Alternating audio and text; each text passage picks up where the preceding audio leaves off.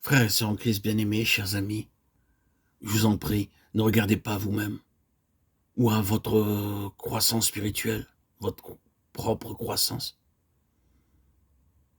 Trop d'introspection, de désir de mieux faire peut vous faire faillir tant vous regardez en vous-même, tant vous regardez à vous-même.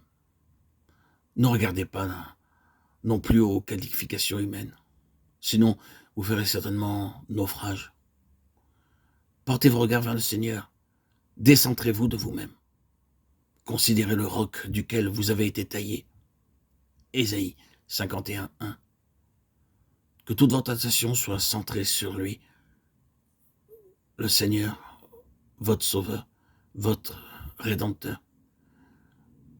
Si vous enlevez un petit morceau de rocher et que vous le comparez à la masse du rocher, vous trouverez les mêmes caractéristiques dans les deux. De même, toutes les vertus du Seigneur Jésus-Christ et ses qualifications sont déversées tous les jours en nous, tandis que nous continuons à regarder à lui. Il est notre modèle. Le Seigneur est notre vie. Lorsque nous prenons l'homme comme guide, aide et exemple, nous sommes déçus, offensés. Au contraire, nous devons constamment regarder à lui comme étant notre vie et notre justice. Et il nous dotera des vertus qui sont les siennes. Ah, si vous voulez lui ressembler, il vous faut dire par la foi au Seigneur, répands ta vie en moi. Si vous voulez être humble, dites-lui, Seigneur, rends-moi doux et humble comme toi-même. Si vous voulez aimer vos ennemis, dites-lui, Seigneur, donne-moi le même amour avec lequel tu as aimé tes ennemis quand tu as dit, pardonne-leur car ils ne savent pas ce qu'ils font. Nous regardons à lui de la même manière quand on nous fait des reproches, et c'est ainsi que nous recevons les vertus divines.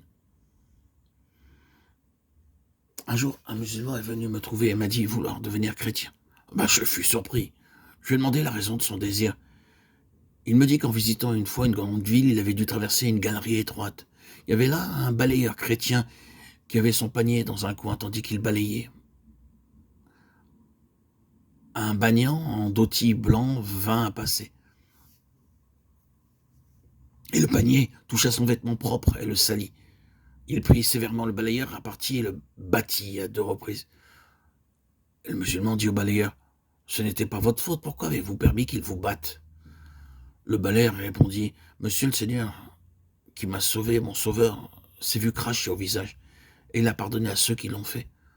Ah, pourquoi n'en ferais-je pas autant? Je ne veux pas le blesser par de méchantes paroles. Les paroles et la façon de faire du balayeur ont éveillé en moi le désir de devenir chrétien. Toutes ces vertus, cette grâce et cette longanimité ne viennent pas de nos propres efforts.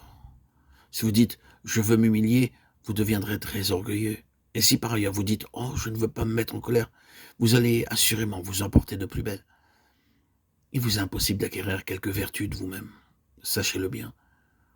Seul le Seigneur, dans sa grâce, par son esprit, peut vous communiquer les vertus. Dites donc par la foi, « oh Seigneur, tu es ma justice. Tu m'as donné ta nature divine, par ton esprit. À présent, je suis sur le point de tomber en tentation. Donne-moi ta propre vie, fais de moi un vainqueur. » C'est de cette façon que vous deviendrez vainqueur, vous et moi, frères et sœurs en Christ. Et si nous ne nous tournons pas vers le Seigneur, de toute évidence, nous faillirons. Au verset 2, le prophète dit, portez les regards sur Abraham. Or, lorsque Abraham était très âgé, quand il avait à peu près 99 ans, que Sarah était également très vieille, le Seigneur leur renouvela sa promesse de leur donner un fils. Et Abraham le crut, et sa foi le rendit juste.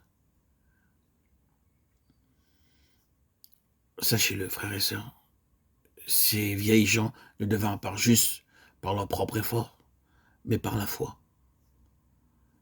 C'est ainsi que le musulman voulut se convertir. C'est ainsi que le pauvre balayeur, par la foi et son humiliation, put continuer à marcher sur le chemin de Dieu. Tous les privilèges, tout ce qui est de ce monde, qui n'est pas de la nature de Dieu, qui n'a pas le caractère même du Seigneur Jésus, ne peut vivre, ne peut se maintenir sur le cheminement de la sanctification. Il faut pour cela la foi puissante et que tous les marcheurs, les pèlerins sur le chemin de la sanctification ont dû maintenir le long de leur cheminement. La foi, la patience et la joie, qui sont les raisons puissantes qui maintiennent tout enfant de Dieu sur le chemin.